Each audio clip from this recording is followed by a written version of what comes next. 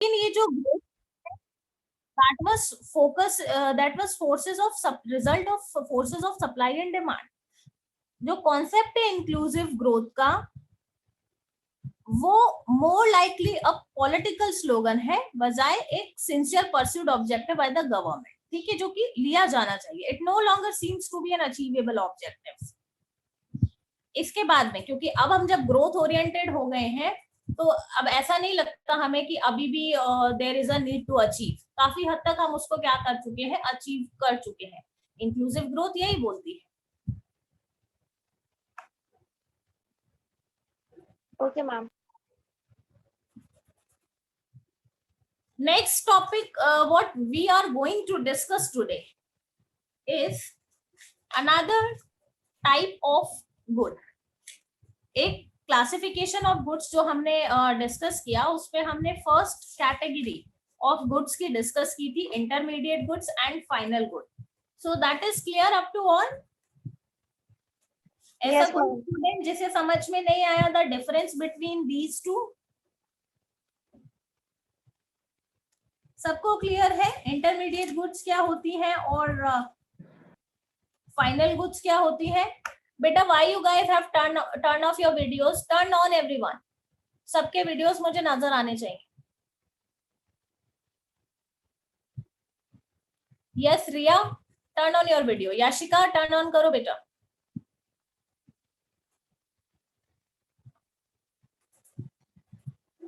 Akshita, tell me the answer.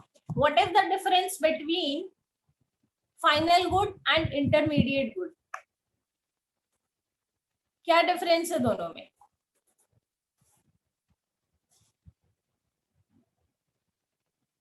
I want to listen the answer from Akshita.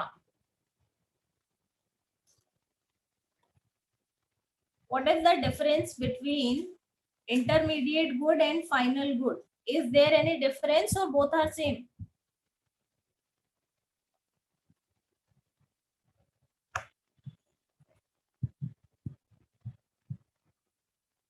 I am waiting, Akshita. If you are here and I am audible to you. Yes ma'am. बताइए बेटा, क्या difference है दोनों? Yes ma'am. Final goods are those that are manufactured. Video turn on करने में हमें problem है. अभी तो वीडियो ऑन था. ऑन करिए, ऑन करके आंसर दीजिए. अदरवाइज मुझे आपको रिमूव करना पड़ेगा क्लास से, और ना ही मैं आपकी अटेंडेंस मार्क करूंगी. Excuse me.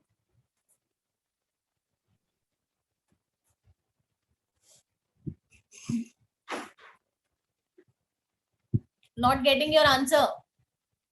हम कहना है.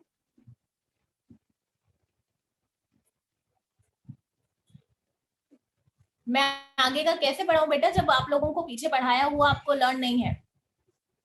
यस उन्नति? Yes ma'am. Right answer. Ma'am, हम इंटरमीडिएट गुड्स तो वो गुड्स होते हैं जो बाउंड्री ऑफ प्रोडक्शन के विद इन रहते हैं. मींस अभी हम उसे वापस मतलब खरीद के वापस से कुछ नई चीज रीसेल के पर्पस से आप उसे परचेस करते हैं. Yes ma'am. And final goods? Ma'am final goods are those goods ma'am जिन्होंने मतलब ऐसे गुड्स जिन्होंने बाउंड्री लाइन क्रॉस कर चुकी हो, जो कि हम मतलब हम अपने मतलब अपने कंजप्शन के लिए लेते हैं. चलिए, तो this is the main and basic difference between intermediate goods and the final good. Final good आपके क्या है? Which have cross the boundary line of production and there is no chance of value addition in it. आप उसमें further कोई value add नहीं कर रहे हैं, ना ही अब वो प्रोडक्शन के प्रोसेस में है. आप प्रोडक्शन के प्रोसेस से उसको वो गुड बाहर निकल आई है and you are ready to use for the final consumption this type of commodities. Generally if these goods purchased by the consumers, तो वो किस पर्पस से परचेज की जाती है? फाइनल कंजम्पशन के पर्पस से परचेज की जाती है. If we talk about intermediate good, generally intermediate goods वो होती है जो आपके प्रोड्यूसर ग्रुप्स परचेज करते हैं for the purpose of resale और फॉर सम वैल्यू एडिशन। जैसा कि हमने एग्जांपल लिया था कि sugar can be an intermediate as well as a final good at the same time. Whenever it will be purchased by a consumer and he use it by adding it into the milk or tea और उसे consume कर लेता है finally, तो that calls final good. And if a producer purchases sugar to make something different, like अगर वो biscuits बना रहा है, वो केक बना रहा है, उसे बनाने के लिए वो शुगर का यूज कर रहा है, that type of commodity will be called intermediate good. ठीक है? So this is the basic difference between these two types of commodity. Now the another category, जहां हमने क्लासिफिकेशन ऑफ गुड की बात की थी, तो दूसरी कैटेगरी आपकी आ जाती है capital good and consumer good. ठीक है, today will discuss about it.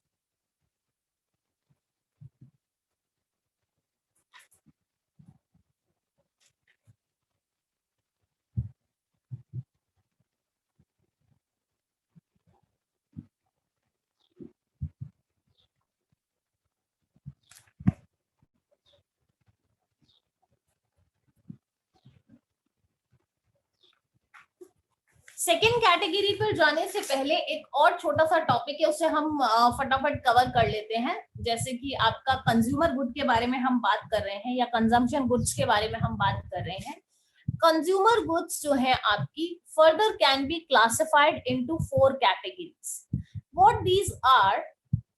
The first type of consumer good is durable goods, semi durable goods, non durable goods and non material goods, basically जिन्हें हम services भी बोलते हैं।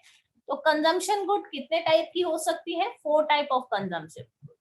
As it can be easily understand with the help of name, durable goods किन्हें कहेंगे हम? Durable consumption good जिनमें durability है, that can be used for a long time. Durable consumption goods are those which can be used for several years. One time investment के बाद आप उसको long term के लिए यूज करते हैं। लाइक व्हीकल्स हम परचेज करते हैं, 4 व्हीलर परचेज किया आपने, ऐसा नहीं है आप उसको 1 महीने यूज करके और उसके बाद में वो खराब हो जाता है। नो, उसकी ड्यूरेबिलिटी लॉन्ग टाइम के लिए होती है। एक वन टाइम इन्वेस्टमेंट है। आप हाउस परचेज करते हैं, आप व्हीकल परचेज कर रहे हैं, आप फर्नीचर परचेज करते हैं, टीवी, फ्रिज, ये सारी जो चीजें हैं इनमें ड्यूरेबिलिटी होती है, लॉन्ग टाइम के लिए आप इन्हें परचेज करते हैं। सेमी ड्यूरेबल गुड्स जनरली इनका जो यूटिलिटी पीरियड होता है वो ड्यूरेबल गुड्स के कंपैरिजन में थोड़ा कम होता है। ठीक है, generally about a period of 1 year तक हम इन्हें यूज कर सकते हैं। ये जो गुड्स होती है वो बहुत ज्यादा हाई वैल्यू की नहीं होती ड्यूरेबल गुड्स की तरह। सेमी ड्यूरेबल गुड्स में आपके क्लोथ्स आ जाते हैं, क्रॉकरी है, इलेक्ट्रिक गुड्स आ जाते हैं। ठीक है, third category of consumer goods are non durable goods. Non durable goods जिनमें ड्यूरेबिलिटी नहीं है, that can not be used for a long time, या जिनको मैं बोलूं बहुत कम समय में यूज करना होता है, अदरवाइज ये गुड्स क्या हो जाती है? खराब हो जाती है। जैसे कि आपके फास्ट मूविंग कंज्यूमिंग गुड्स हो गए, जिनमें आपके मिल्क है, वेजिटेबल है और बहुत सारी जो डोमेस्टिक चीजें हम यूज करते हैं, ये आपके नॉन ड्यूरेबल गुड्स में आ जाती है। इन्हें हम सिंगल यूज गुड्स भी कहते हैं। Next category is non material goods और सर्विसेज। सर्विसेज भी आपके कंजम्पशन गुड्स या कंज्यूमर गुड्स की बात की एक टाइप है। Service are those non-material goods which directly satisfy human wants। ठीक है, आप जाकर के एक डॉक्टर से कंसल्ट करते हैं, at the moment, at the time जब आप जाते हैं तब आपको अपनी प्रॉब्लम का सोल्यूशन मिलता है। ठीक है, तो ये भी एक काइंड ऑफ क्या है? कंजम्पशन गुड है। फाइनली जहां आप एक वर्क के लिए गए हैं और आप को वो सर्विस मिल गई है, ये मटीरियलिस्टिक फॉर्म में नहीं होती है। Lawyer, doctor, domestic servants, etc. So these are types of consumption good या consumer good. Is that clear up to all?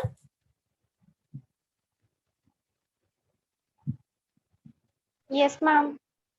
चलिए Yes, ma'am. नेक्स्ट हम डिस्कस Yes, करेंगे ma'am. कैपिटल गुड्स के बारे में. ओके फाइन बेटा. देखिए कैपिटल गुड्स आपकी जो होती है ये फिक्स असेट्स होती है प्रोड्यूसर्स की. नाम से पता चल रहा है कैपिटल. कैपिटल दैट मींस उसको आप इन्वेस्ट करने वाले हैं. तो जनरली ये जो इन्वेस्टमेंट है वो किन पर होता है? प्रोडक्शन फील्ड की मैं बात करूं तो एज अ फिक्स एसेट आप इसको यूज करके अपनी इकोनॉमिक एक्टिविटीज को पूरा करने की कोशिश करते हैं. सो कैपिटल गुड्स जैसे कि आपकी प्लांट्स एंड मशीनरी हो गए,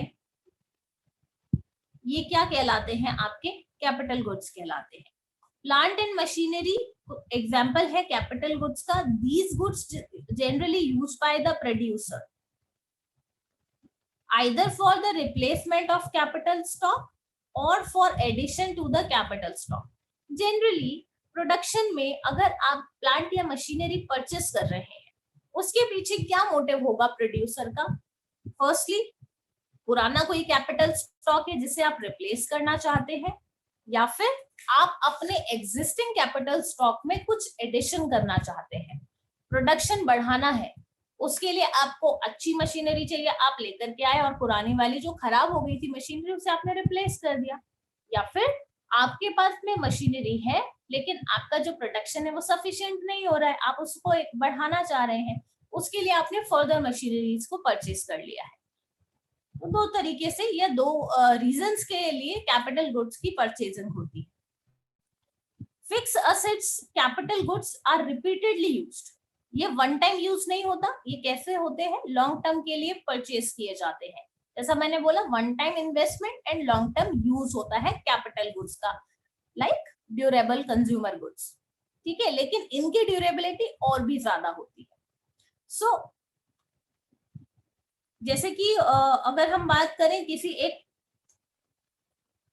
प्रोडक्शन प्लांट की, वहां प्रोडक्शन एक्टिविटी होनी है तो मशीनरी एक बार परचेस होगी. आइदर रॉ मटेरियल जो आप लेकर के आएंगे वो according to the demand, according to the level of output what a firm decide to produce, उसके अकॉर्डिंग क्या होता जाता है? चेंज होता जाता है. लेकिन प्लांट एंड मशीनरी एक बार परचेस करने के बाद में आप उसको लॉन्ग टर्म के लिए यूज करते हैं. All capital goods, here is a statement which is very important to discuss, and that is all capital goods are producer goods, but all producer goods are not capital goods. कई बार इस तरीके की एक statement based question आपको दे दिए जाते हैं. सारी कैपिटल गुड्स को आप प्रोड्यूसर गुड्स कह सकते हैं, लेकिन सभी प्रोड्यूसर गुड्स कैपिटल गुड्स नहीं है. क्या समझते हो इस स्टेटमेंट से? एज पर योर ओपिनियन मुझे एक बार बताओ कि क्या समझ में आया इस स्टेटमेंट को पढ़ने के बाद. पहले तो ये बताओ प्रोड्यूसर गुड्स क्लियर है हमें? कितने टाइप की होती है producer goods?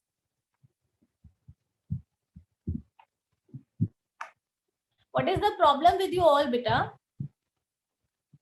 Why we are turning off our cameras? Class start. Ma'am जैसे आपने मशीनरी का एग्जांपल दिया था कि मशीनरी हम रिप्लेस कर देते हैं इन सब, तो मैम अगर हम इसके अंदर मशीन्स की जगह एम्प्लॉयमेंट करेंगे, मतलब कि लेबर पे पैसा लगाएंगे, तो फिर वो कौन से उसमें आएगा? Producer goods are producer goods. अभी आप बोलना चाह रहे हो लेबर, तो वही तो मैंने क्वेश्चन क्या पूछा? मैंने यही तो पूछा कि प्रोड्यूसर गुड्स आप समझते हैं कितने तरह की होती है प्रोड्यूसर गुड्स? प्रोडक्शन पर्पस के लिए प्रोड्यूसर जो कुछ भी हायर करेगा, जो कुछ भी परचेस करेगा, वो प्रोड्यूसर गुड्स है. अब उसको आप कैटेगराइज कर सकते हैं कैपिटल गुड्स में भी, और आप उसको रॉ मटेरियल के तौर पर भी यूज कर सकते हैं. तो जो भी आप डे टू डे प्रोडक्शन के लिए परचेस करेंगे वो क्या है? आपके रॉ मटेरियल्स हैं. और आप अगर मशीनरी परचेस करते हैं तो वो आपकी कैपिटल गुड्स हैं. तो हम यही चीज यहाँ बोल रहे हैं कि all the capital goods are producer goods. Producer goods में दोनों तरीके की गुड्स आ रही हैं. रॉ मटेरियल्स भी आ रहे हैं और आपके कैपिटल गुड्स भी आ रहे हैं, ठीक है। तो प्रोड्यूसर गुड सिर्फ कैपिटल गुड्स तक लिमिटेड नहीं है, इसीलिए कहा जा रहा है all the capital goods are producer, मतलब जो प्लांट मशीनरी है ये तो प्रोड्यूसर गुड है ही, इसके अलावा भी कुछ प्रोड्यूसर गुड्स होती हैं जिनमें आपके रॉ मटेरियल्स हैं, जिनमें आपका लेबर हायरिंग है, ठीक है, और वो तो according to the level of output change होता है। तो प्रोड्यूसर गुड्स के लिए अगर बोला जाए तो कैपिटल गुड, सारी कैपिटल गुड प्रोड्यूसर गुड है, लेकिन सारी प्रोड्यूसर गुड कैपिटल गुड हो ये जरूरी नहीं है। क्यों जरूरी नहीं है? क्योंकि कुछ प्रोड्यूसर गुड आपकी क्या हो सकती है, बोलो, कंज्यूमर गुड्स भी तो हो सकती हैं या आपके रॉ मटेरियल्स भी तो हो सकते हैं, है ना, ठीक है। तो goods which are used as raw materials by the producer, जैसे कि वुड हुआ, फर्नीचर हुआ, फ्यूल हुआ, ये भी प्रोड्यूसर गुड्स का पार्ट है along with capital goods. Goods जो कि फिक्स असेट के तौर पे, मशीनरी के तौर पे यूज की जाएंगी वो कैपिटल गुड्स हैं। तो दोनों मिलकर के प्रोड्यूसर गुड बनाते हैं, इसीलिए कहा गया कि सारी कैपिटल गुड प्रोड्यूसर गुड है, लेकिन सारी प्रोड्यूसर गुड कैपिटल गुड हो ये जरूरी नहीं, ठीक है। I hope the statement should be clear up to all. Yes ma'am. Yes ma'am. Next अभी हम आ जाते हैं the differences between capital goods and consumer goods.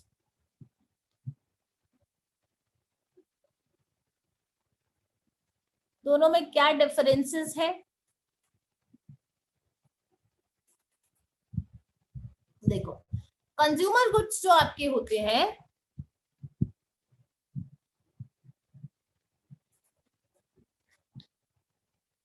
consumption goods lead to direct satisfaction of human wants. As we know that consumer goods जो हैं वो final consumption के लिए परचेज किए गए हैं, ठीक है। तो जो भी ह्यूमन वांट्स हैं उनके सेटिस्फेक्शन की तरफ लीड करते हैं। चलिए ठीक है, आपने अगर कंज्यूमर गुड्स के तौर पर उनको परचेज किया, कंज्यूमर ने किया तो फाइनल कंजम्पशन के लिए किया, और प्रोड्यूसर ने किया तो भी वो अपनी नीड को सेटिस्फाई करने के लिए उसे प्रोडक्शन एक्टिविटी में क्या करेगा, यूज करेगा। तो यहाँ पे वो इंटरमीडिएट या फाइनल वाला कॉन्सेप्ट अप्लाई मत करना। कंजम्पशन गुड का मतलब गुड जो कि ह्यूमन वांट्स को सेटिस्फाई करने के लिए परचेज की गई है। These either may be purchase by the consumer for final use, it may either use for by producer as well for the production purpose. तो कंजम्पशन गुड क्या होती है, ह्यूमन वांट्स को सेटिस्फाई करने के लिए यूज की जाती है। जबकि कैपिटल गुड्स की बात करें तो वो डायरेक्टली ह्यूमन वांट्स को सेटिस्फाई नहीं करती है, वो क्या करती है, इनडायरेक्टली करती है, ठीक है। क्योंकि प्लांट मशीनरी का तो रोल प्रोडक्शन को पूरा करने में है, उसका गुड में कोई रोल नहीं है, गुड को बनाने में उसका एक एक्टिव रोल है। तो डायरेक्टली ह्यूमन वांट्स को सेटिस्फाई नहीं कर रही है, इनडायरेक्टली कर रही है, ठीक है। सेकेंड टॉपिक जो सेकेंड पॉइंट जो है यहाँ पर डिफरेंशिएशन का, that is these goods are consumed by the household when purchased. जब परचेज की जाती है बाय द कंज्यूमर ग्रुप तो किस लिए परचेज की जाती है, फाइनल कंजम्पशन के लिए परचेज की जाती है। और once it consumed there is not another use is possible of that good, आप नहीं उसको फर्दर यूज कर सकते। Whereas कैपिटल गुड की अगर हम बात करें तो these goods are not consumed by the household, instead these are used by the producers for the further production. ये आपने किस लिए परचेज की है कैपिटल गुड, प्रोडक्शन को बढ़ाने के लिए, फर्दर प्रोडक्शन के लिए। Third point of differentiation between these two is expenditure on consumption good is called consumption expenditure. कल भी हमने ये बात डिस्कस की थी while we were discussing about the intermediate goods और फाइनल गुड्स। जब हम वहां डिस्कस कर रहे थे तो भी ये वाला पॉइंट आया था कि आपने जो एक्सपेंसेस कंज्यूमर गुड्स को परचेज करने पर किए हैं वो क्या कहलाते हैं, कंजम्पशन एक्सपेंडिचर कहलाते हैं।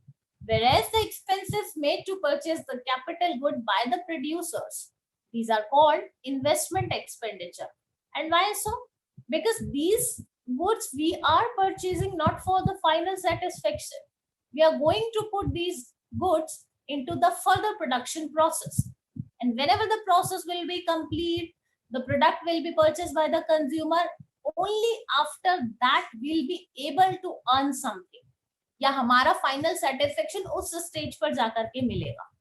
तो अभी के डेट में जो एक्सपेंसेस हुए हैं वो कौन से हुए हैं? इन्वेस्टमेंट एक्सपेंडिचर हुए हैं, कंजम्पशन नहीं है. ठीक है. Fourth point to discuss is here, higher production of consumption goods leads to a higher level of welfare of the people. It raises their quality of life. अगर किसी भी इकोनॉमी में ratio out of the total production of good of consumer good is huge or great, अगर percentage of consumer goods ज्यादा है आपके total goods produce in an economy, तो इसका मतलब क्या है? उस कंट्री में सोशल वेलफेयर उतना ही ज्यादा होगा, क्योंकि somewhere the country will be able to satisfy the needs of maximum proportion of population. ठीक है. अगर हम बात करें कैपिटल गुड्स की, अगर टोटल प्रोडक्शन में से कैपिटल गुड्स का रेशो ज्यादा होता है, तो that leads towards the higher productivity, but not claims that they are satisfying the maximum need of population. क्योंकि कैपिटल गुड्स का मतलब क्या है? आप फर्दर प्रोडक्शन एक्टिविटीज में उसे इन्वॉल्व करेंगे, जीडीपी ग्रोथ की तरफ आप इशारा कर रहे हैं. तो बेसिकली हाई प्रोडक्शन जो है कैपिटल गुड्स का, it leads to higher production capacity of economy. Somewhere जो रिजल्ट होगा फाइनल, वो प्रोडक्ट्स का प्रोडक्शन को हायर करना ही है ओवरऑल. ठीक है.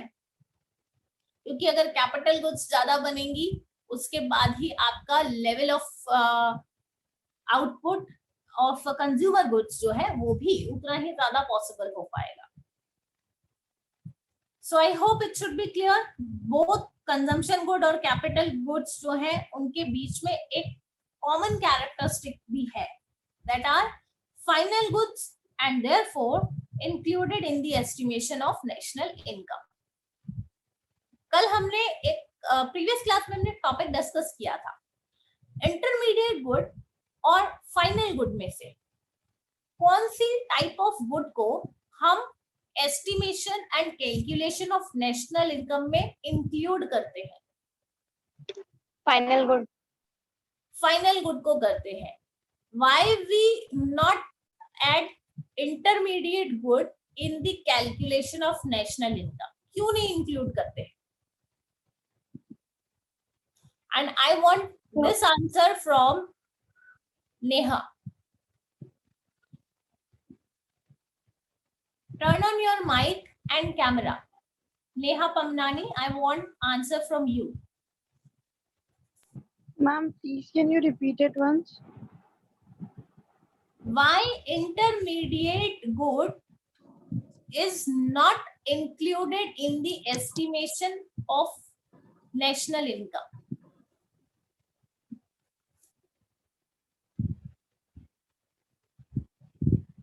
Why we does not include it? बताओ.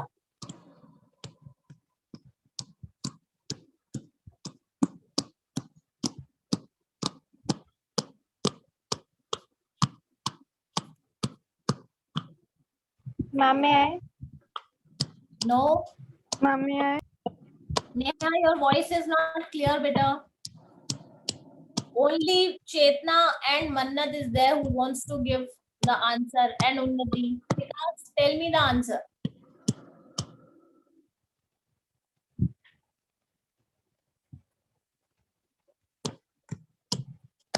Vikas, are you able to hear me?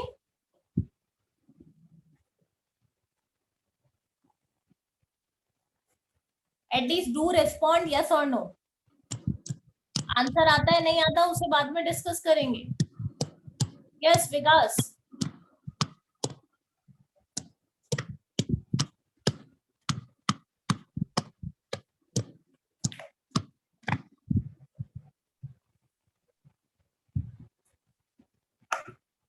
Sania and सुहानी,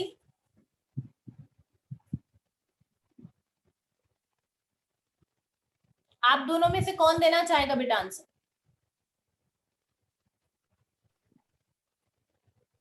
ये बोल रही ma'am because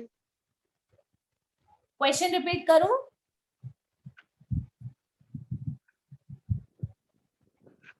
I am asking why we does not include intermediate goods in the calculation of national income?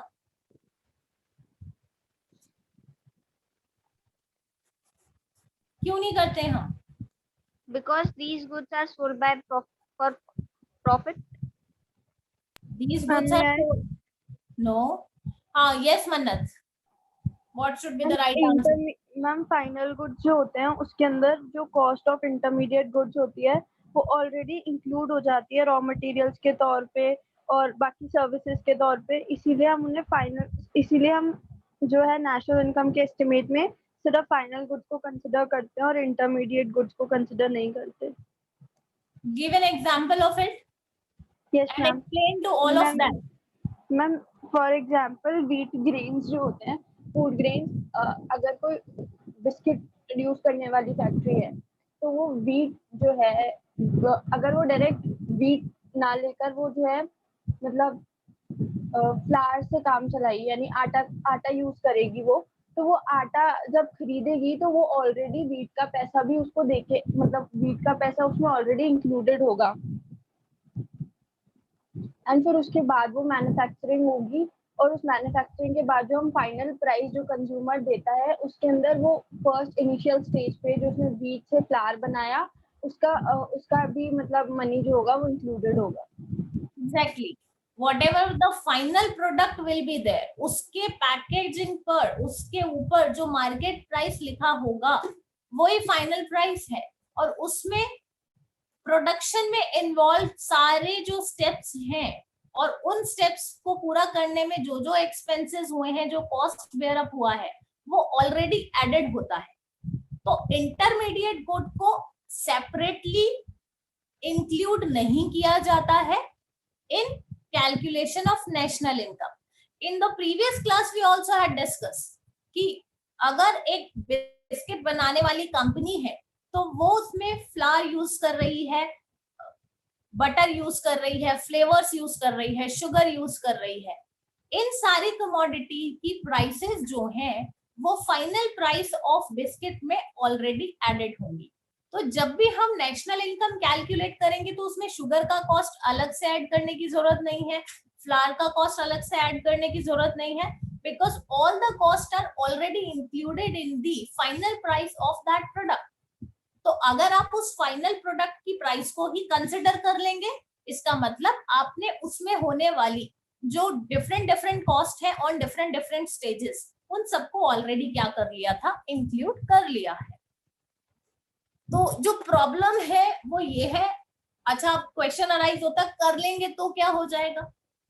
अगर आप final price को भी include कर लेते हैं और अगर आप इंटरमीडिएट गुड के प्राइस को भी इंक्लूड कर लेते हैं तो देयर विल, हाँ exactly, there will be double counting.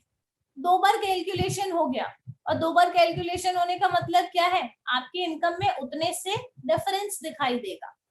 ठीक है, इसीलिए हम इंटरमीडिएट गुड्स को इंक्लूड नहीं करते. बट व्हाट अबाउट कंजम्पशन और कैपिटल गुड? कंजम्पशन गुड और कैपिटल गुड दोनों का एक कॉमन फीचर है कि ये दोनों ही टाइप्स ऑफ गुड जो है वो फाइनल गुड की कैटेगरी में आती है, कंजम्पशन गुड भी और कैपिटल गुड भी. इसीलिए इन दोनों को ही नेशनल इनकम में इंक्लूड किया जाता है. कैपिटल गुड क्यों एक फाइनल गुड है? क्योंकि ये प्रोड्यूसर ने as a consumer, as a household purchase किया है और उसको ऑल्दो वो प्रोडक्शन ऑफ प्रोसेस में लगा रहा है, लेकिन वो जो मशीनरी है वो अपने आप में एक फाइनल गुड है. ठीक है, कंजम्पशन गुड क्या है वो तो आपको पता ही है कि कंज्यूमर उसको फाइनल कंजम्पशन के लिए यूज कर रहा है. ठीक है, तो ये दोनों ही जो गुड्स है, कैपिटल और कंजम्पशन, दोनों का नेचर कैसा है, they are final type of good. इसीलिए दोनों किसमें इंक्लूड होंगी, calculation of national income. I hope it's clear up to all. Yes ma'am. कोई डाउट है तो बेटा पूछ सकते हैं, otherwise we will continue with the another topic. Yes ma'am, clear है. चलिए आगे चलते हैं, concept and components of consumption expenditure. अभी हम बात कर रहे हैं कि कैपिटल गुड पर जो एक्सपेंसेस हुए वो आपके इन्वेस्टमेंट एक्सपेंडिचर है, और कंजम्पशन गुड्स को परचेज करने पर आपके जो एक्सपेंसेस हुए वो आपके कंजम्पशन एक्सपेंडिचर है। वन बाय वन हम दोनों के कंसेप्ट्स को डिस्कस करेंगे। तो we are starting with the first one which is consumption expenditure. In macro economics consumption expenditure refers to aggregate consumption expenditure in the economy. क्योंकि हम यहाँ माइक्रो कॉन्सेप्ट नहीं पढ़ रहे, तो इंडिविजुअल की इनकम और उसके एक्सपेंस का यहाँ कोई लेना देना नहीं है। I am not talking about what is the income of Unnati and how much she is spending. What is Chetna is earning and how much she is spending. मुझे नहीं पता कौन उन्नति कौन चेतना कौन, मुझे सिर्फ क्या पता है, they all are consumer, they all are household. Definitely they are earning something and they are spending something, expenditure कर रहे हैं to survive. ठीक है, तो जिस भी तरीके के एक्सपेंसेस ये कर रहे हैं बीइंग अ कंज्यूमर, वो क्या है, इनके कंजम्पशन एक्सपेंडिचर। तो मैक्रो लेवल पर डिस्कस कर रहे हैं हम consumption expenditure, that means on an aggregative level. ठीक है, who are the consumers in an economy?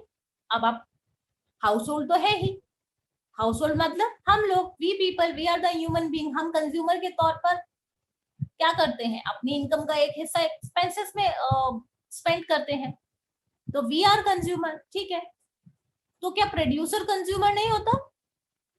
Producer भी कंज्यूमर होता है, गवर्नमेंट भी कंज्यूमर होती है, नॉन प्रॉफिट प्राइवेट इंस्टीट्यूशंस जो एनजीओस हैं, they are also part of household और कंज्यूमर ग्रुप।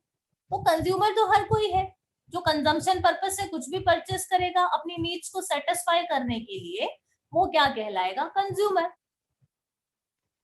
तो वी पीपल, हाउस होल्ड्स जो होते हैं वो जनरली बाय करते हैं कंज्यूमर गुड्स को for satisfaction of their wants.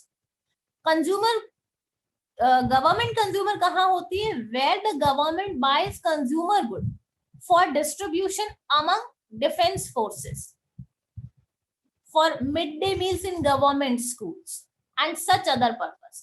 अगर इस पर्पस के लिए गुड्स परचेज करती है गवर्नमेंट, तो वहां गवर्नमेंट भी क्या कहलाती है, एक कंज्यूमर कहलाती है। और जो एक्सपेंसेस वो करती है वो कौन से एक्सपेंसेस होते हैं, कंजम्पशन एक्सपेंडिचर। एनजीओस की बात करें, नॉन प्रॉफिट प्राइवेट इंस्टीट्यूशंस की बात करें, buy consumer goods for charity, charity purpose के लिए खरीदते हैं वो लोग।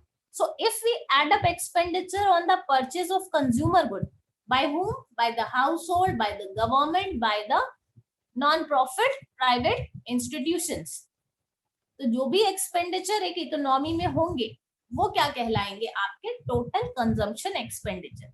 अब अगर मैं कंजम्पशन एक्सपेंडिचर की बात करूं तो the concept is not limited up to the expenses of household group.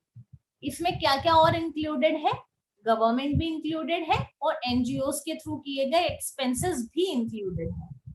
ठीक है, सो कंसेप्ट नाउ बिकम्स वाइडर। अब इसको और समझते हैं।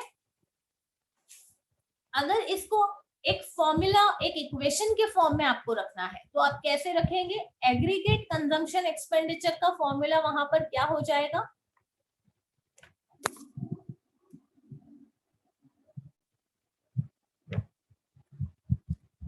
Aggregate consumption expenditure।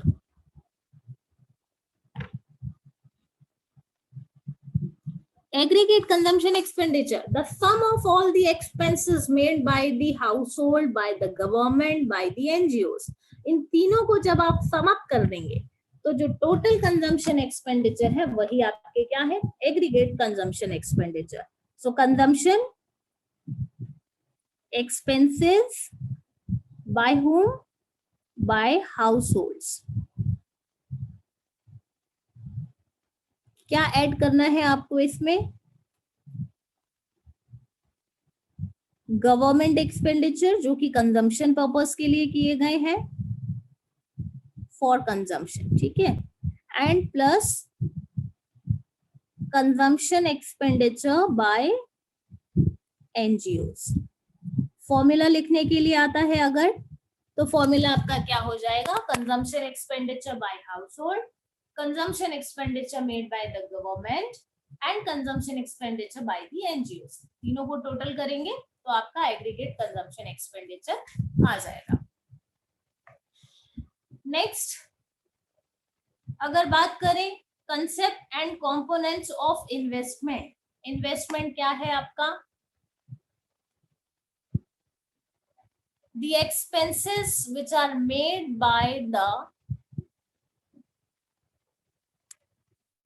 producer group. ठीक है, तो प्रोड्यूसर ने जो भी एक्सपेंसेस किए वो क्या कहलाएंगे, आपके इन्वेस्टमेंट कहलाएंगे.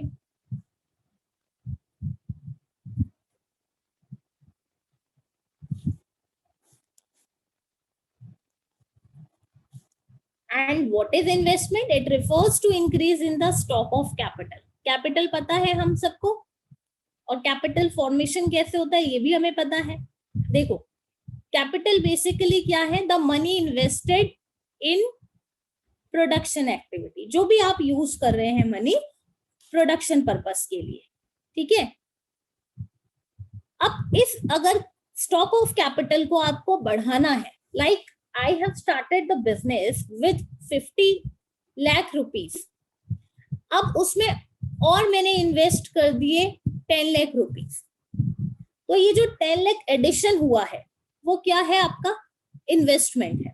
ठीक है, इनिशियल इन्वेस्टमेंट आपका 50 लाख था, फर्दर उसमें आपने इन्वेस्टमेंट किया है कितने का, 10 लाख का. यानी कि addition in the capital stock is called investment. तो मैं अगर इसको लिखना चाहूं in form of equation, so I can write I am using to denote investment is equals to change in capital. तो क्या ये इक्वेशन करेक्ट है? Yes, speak up. Yes ma'am. देखो बेटा, K का मतलब क्या है, कैपिटल है. तो ये आपने इनिशियल कैपिटल जो भी यूज की अपने प्रोडक्शन एक्टिविटी के लिए, इसको स्टार्ट करने के लिए, K is equals to capital.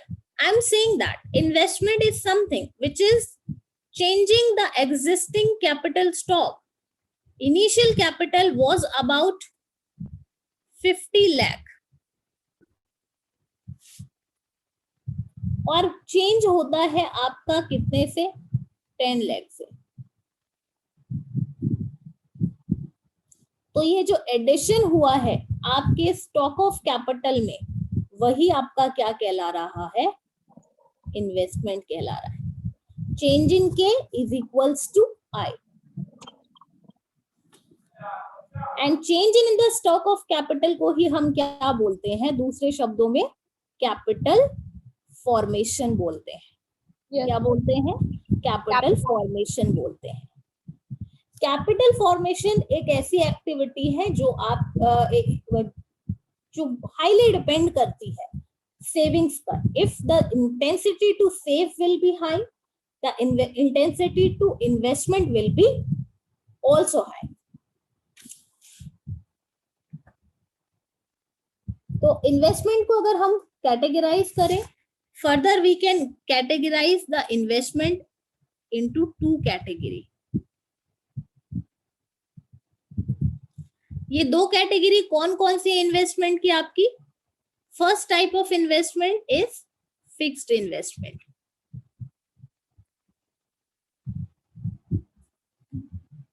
And the another category is inventory investment.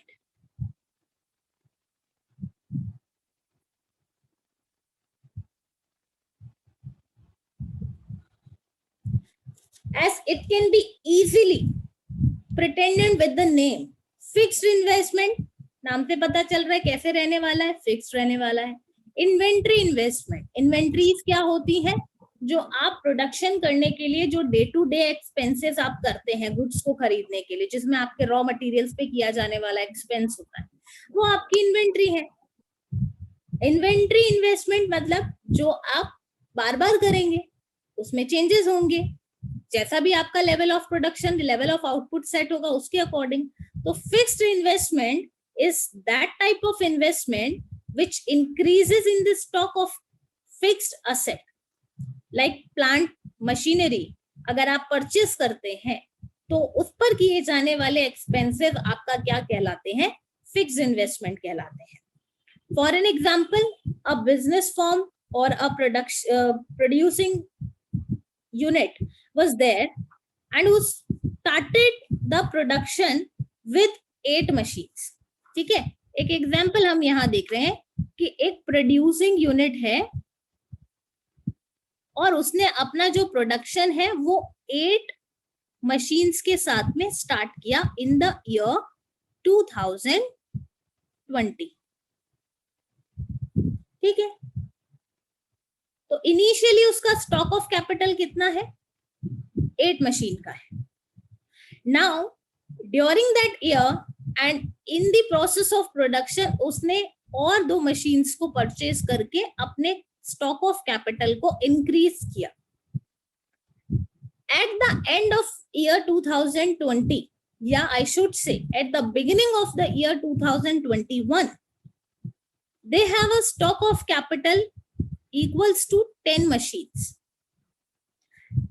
ये कैसा इन्वेस्टमेंट है, फिक्स्ड असेट्स पर किया गया इन्वेस्टमेंट है. And that type of investment known as fixed investment machineries पर किया गया. कितनी मशीनरीज परचेज की है आपने, एडिशनली आपने 2 मशीन्स परचेज की हैं. तो इन मशीन्स को परचेज करने पे जो एक्सपेंसेस आपने किए हैं वो क्या कहलाते हैं, आपके फिक्स्ड इन्वेस्टमेंट कहलाते हैं. Is that clear up to all? Yes ma'am. चलिए डेफिनेशन, सॉरी नॉट डेफिनेशन, अगर फॉर्मूला की बात किया जाए आपसे कि फिक्स्ड इन्वेस्टमेंट का फॉर्मूला क्या होना चाहिए, तो देखो अभी मैंने बोला एडिशनल आपने जो एक्सपेंस किए on the purchasing of fix asset वही आपका क्या था, फिक्स्ड इन्वेस्टमेंट था. तो कैसे कैलकुलेट किया, stock of fix asset in the beginning of the year और in the end of the year, दोनों के बीच में जो डिफरेंस है वही क्या है, फिक्स इन्वेस्टमेंट है. तो at the end of year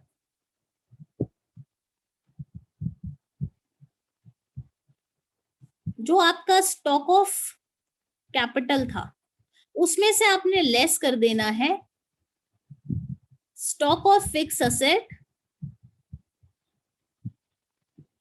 at the beginning of year.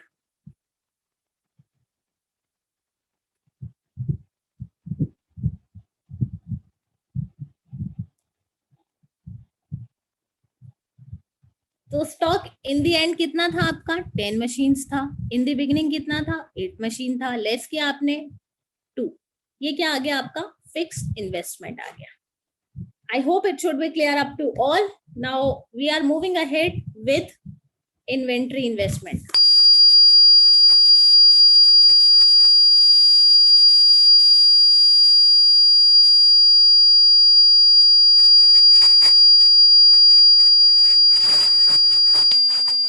Ma'am ये वॉइस इज नॉट